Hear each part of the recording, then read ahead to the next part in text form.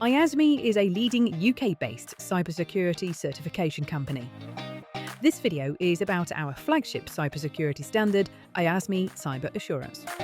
Comprehensive yet flexible, any sized organisation from any sector can follow the IASME Cyber Assurance standard as a roadmap to become cyber resilient.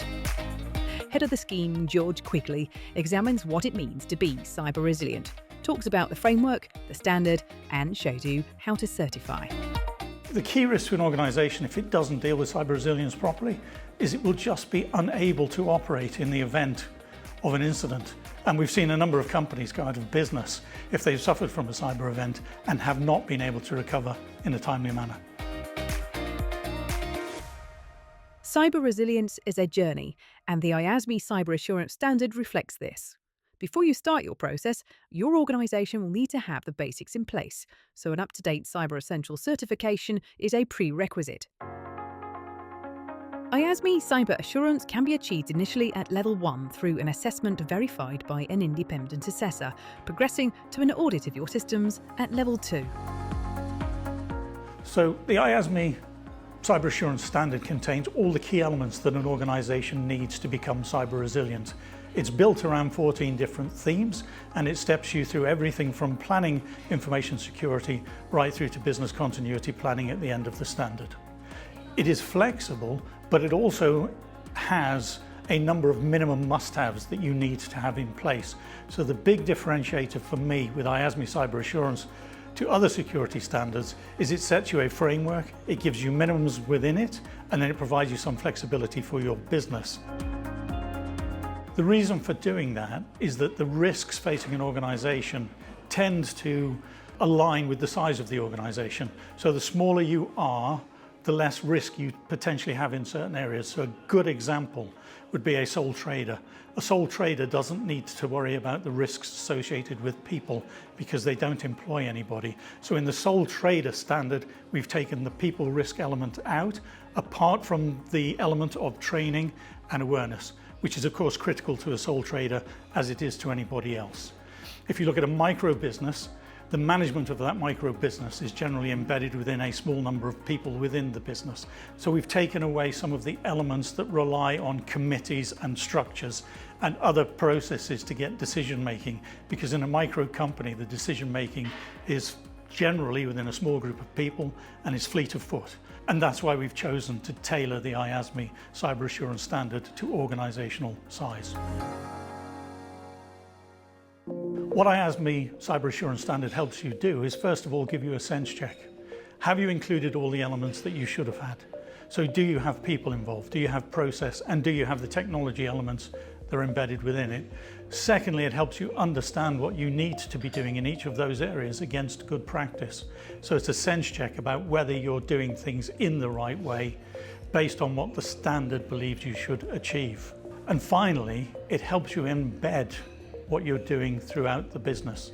So it gets away from some esoteric framework that's sitting out there to something that is embedded within your business. So it runs right through your people, it runs right through your processes, including your technology, and makes cyber resilience business as usual. So one of the issues that prevents organisations from becoming cyber resilient is the belief that it's a long-winded and expensive process. But IASME Cyber Assurance has been built from the ground up to be affordable.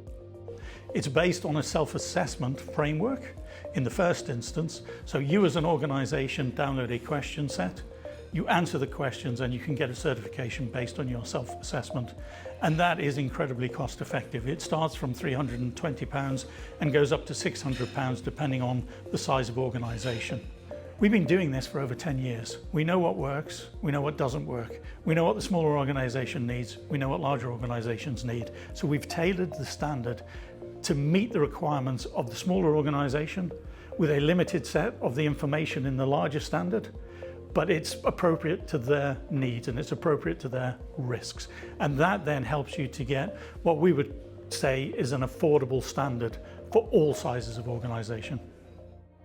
The UK government published the Cyber Governance Code of Practice in 2025. It was developed by the Department of Science, Innovation and Technology with the National Cyber Security Centre and industry experts. The code provides guidance for boards and directors that governs cybersecurity risks more effectively. But why has it done that, and how does IASME Cyber Assurance fit in? Well, firstly, government is very concerned about the cyber resilience of UK PLC. And you might argue that with some of the incidents that we've seen recently, they have every right to be concerned. But they've also noted that what organisations tend to do when it comes to cyber resilience is they give it to the IT team, or they put it to a technology provider. They don't actually think that it's a governance issue. And what government is clear on is that cyber resilience is first and foremost a governance issue. You need to address the governance surrounding cyber resilience, otherwise you're going to fail. Now, what do we mean by governance? I take governance to be people, process and technology. It's how those three elements work together, and the structures around it is the governance that guides and controls and make sure those three elements work in harmony for the size and type of organisation. However, one of the issues that government has got is how do you demonstrate that you're meeting that governance code of practice? How can you show that you're complying with it? So what government has done is it's looked at various different security frameworks, and it's seen how well they map, and they've said that the IASME Cyber Assurance Standard maps to the Cyber Governance Code of Practice. The key takeaway that I think everybody should remember about IASME Cyber Assurance is that it's a trusted, affordable and scalable cyber resilience standard. It doesn't cost you the earth to implement. It isn't overly difficult to implement, but we do have resources to help if you need assistance with your implementation. Start the journey to cyber resilience today. It's nowhere near as costly or as complex as you think it is, and the benefits are significant.